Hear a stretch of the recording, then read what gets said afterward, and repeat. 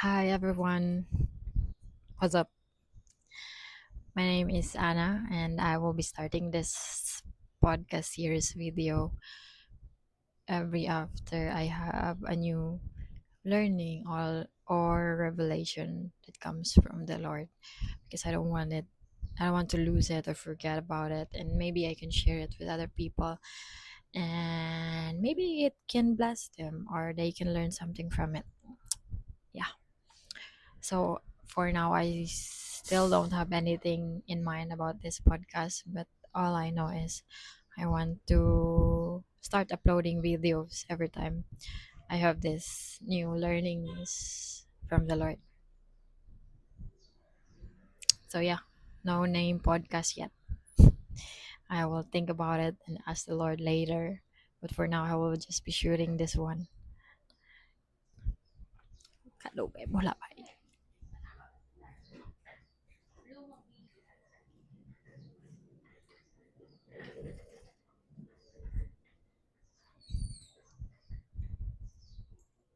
So anyway, I have a question for you guys.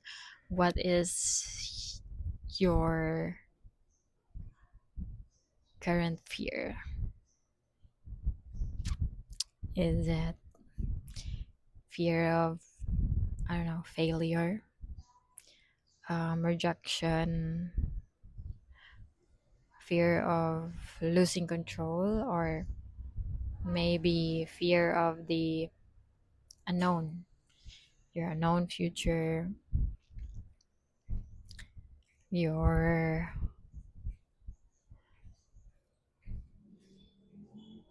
I don't know, when will you get married? If ever will you get married? Your future about will you graduate? Your future about like will your family be safe? What is your fear right now? But we all have all those fears, right?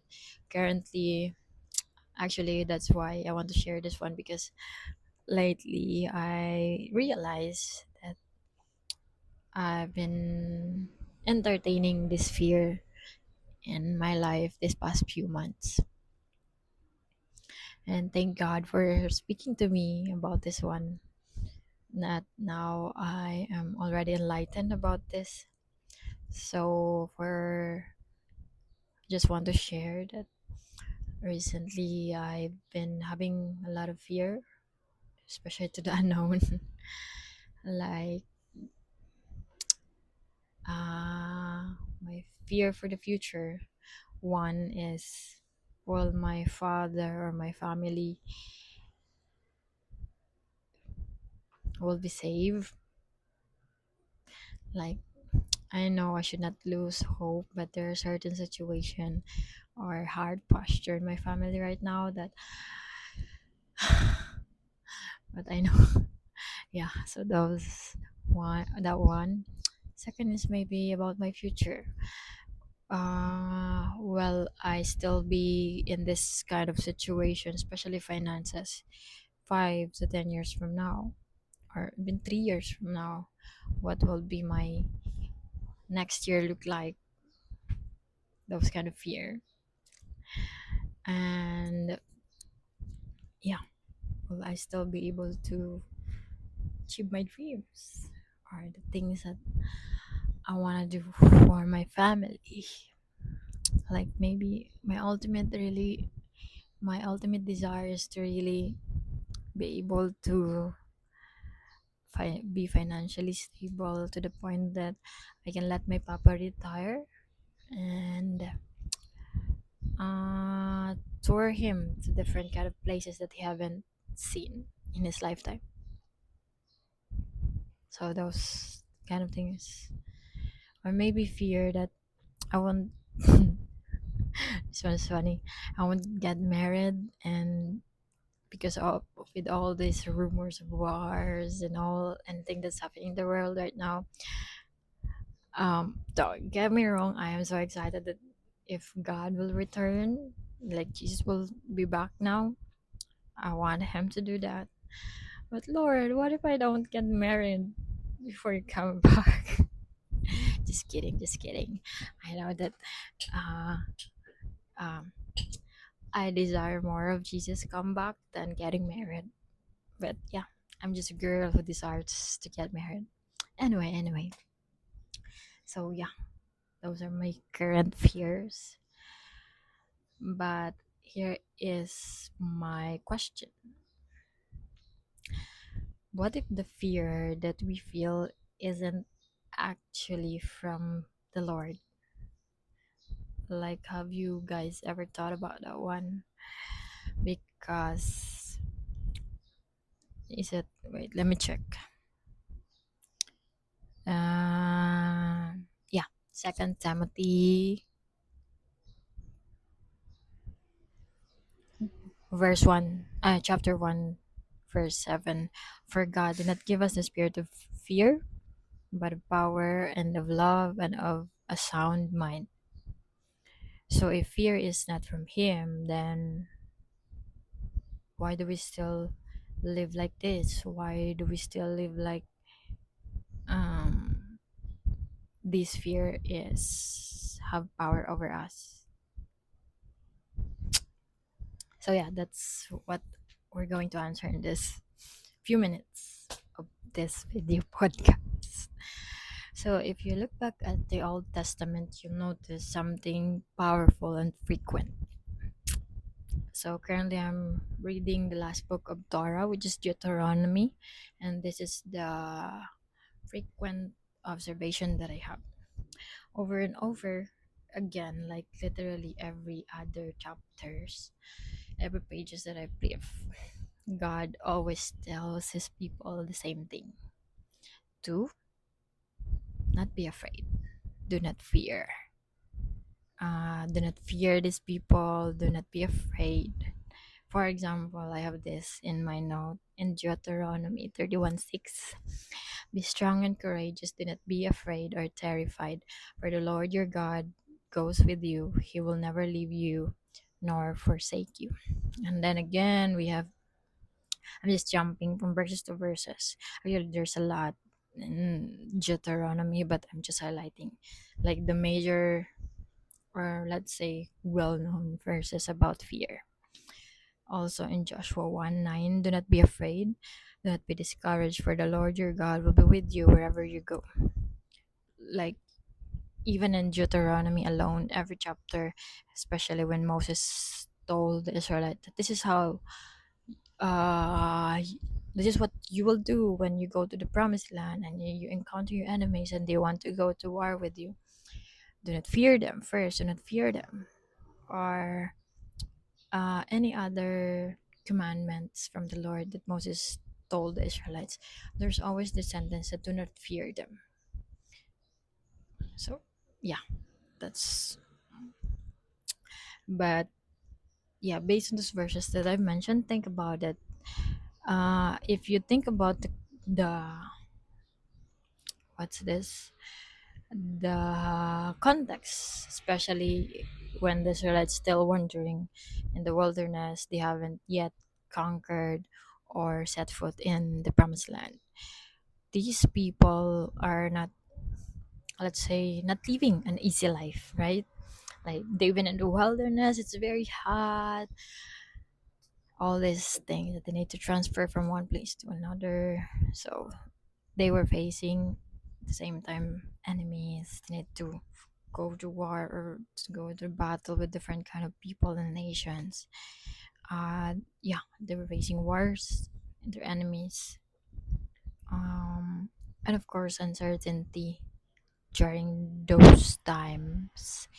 Even though, yeah, let's do not forget that the Lord always gave them an assurance that this is the promised land that I will give you, but you need to go through these challenges first. You need to go to face these nations or enemies first. But we know how the Israelites act, or what are their characteristics like. So I'm sure despite of those promises or assurance from the Lord, they still have those fear of the unknown. Like, what if? Those what if? We don't know actually. But humanly speaking, we can say that they have those, right? But yeah, the Lord always remind them this one line that I know every one of you can recognize. I'm the Lord your God who brought you out of Egypt. Always, the Lord always reminds the Israelite these lines that in case you forget how I powerfully brought you out from that land of slavery to free you, to give you the land that I want you to have and settle in with. So, in other words, it's God saying to the Israelites that if I was faithful then, like if I was faithful in giving you the manna, providing you shelter and keeping you safe, brought you out from the Egypt, giving you all your needs, daily needs for 40 years of your journey in wilderness, I will be faithful now. So do not be afraid. Trust that I, the Lord, am your God who brought you out of Egypt.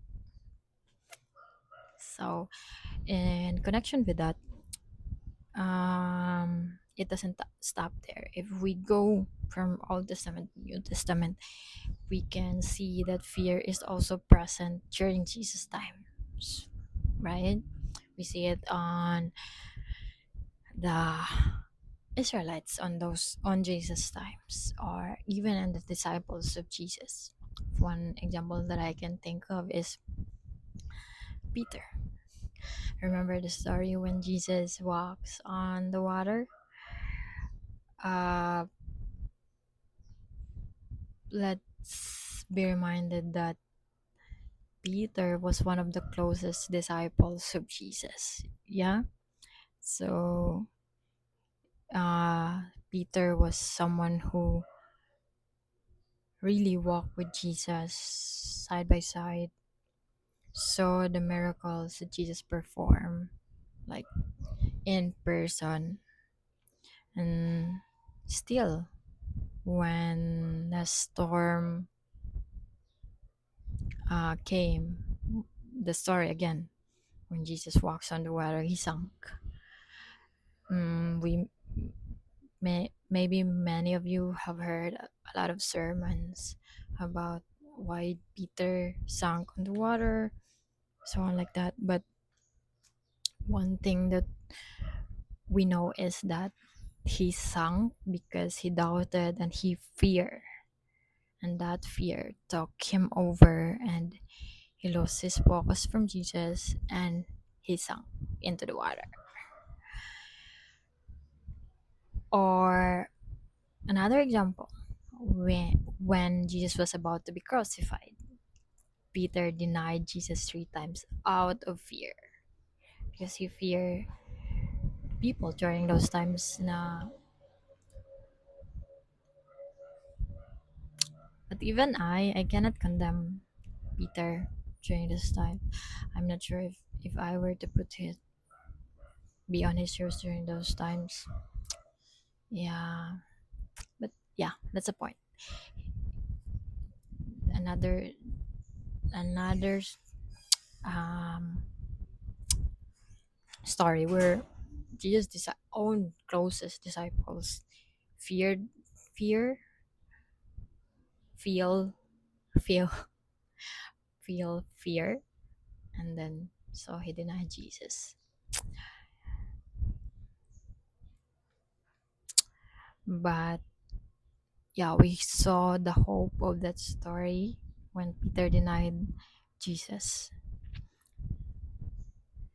Fear was part of that main story, and a lot of us learn actually from that story of Peter that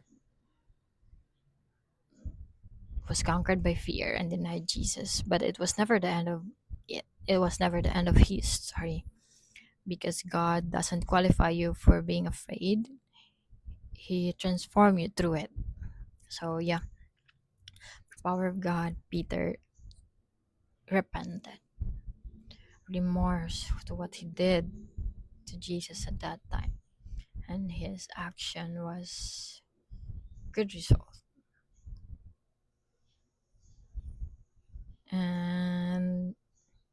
Yeah, I think we are in Peter's shoes when we did that and repented, realized how much of a how big that thing that we did. It can transform us from inside out. Like if my Lord can be buried for 3 days and rose up again, can whom shall I be afraid of?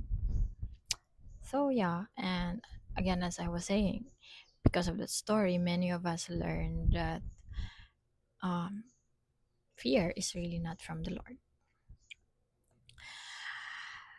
So yeah, so wait, let me just double check.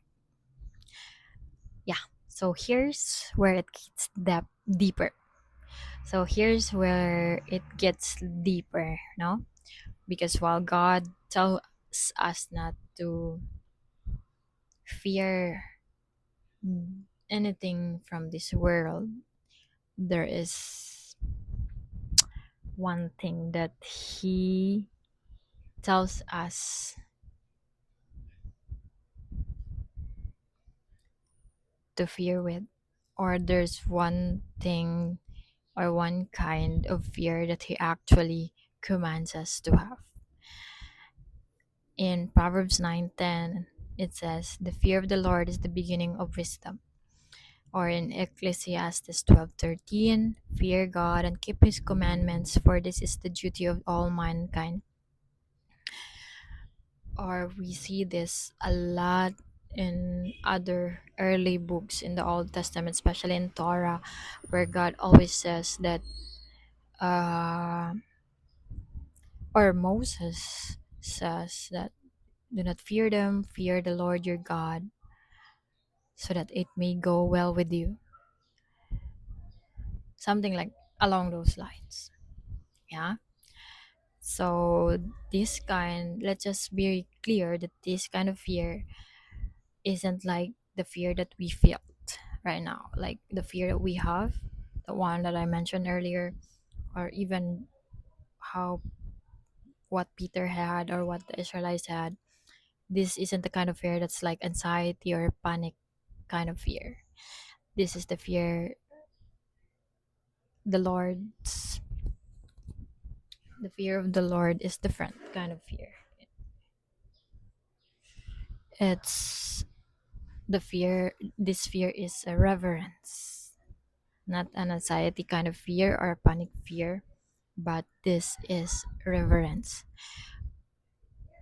an awe to God, a reverence to God, a total surrender to God. This is that kind of fear.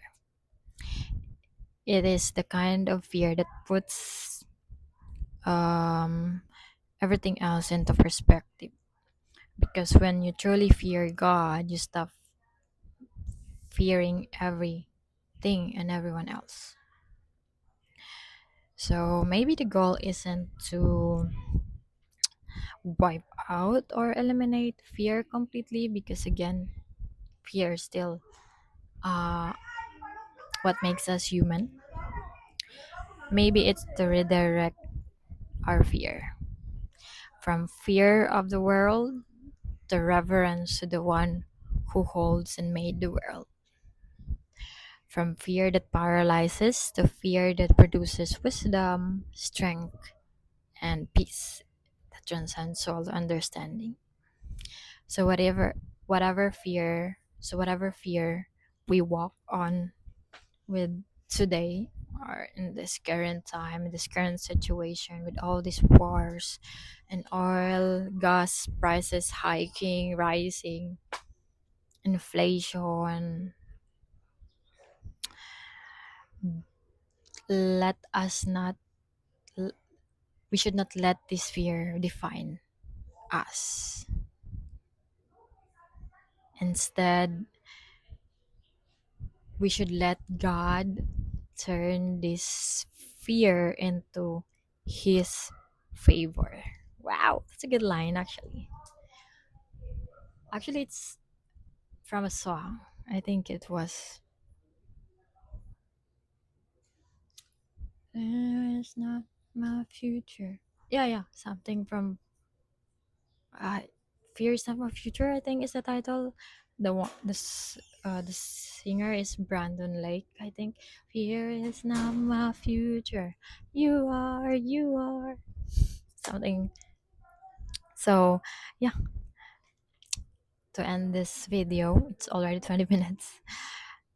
Uh, Again, let us let God turn this fear of ours into His favor. So, yeah, I hope this message encourages someone or bless someone. That's all for this first video. Have a good day. God bless you. Bye.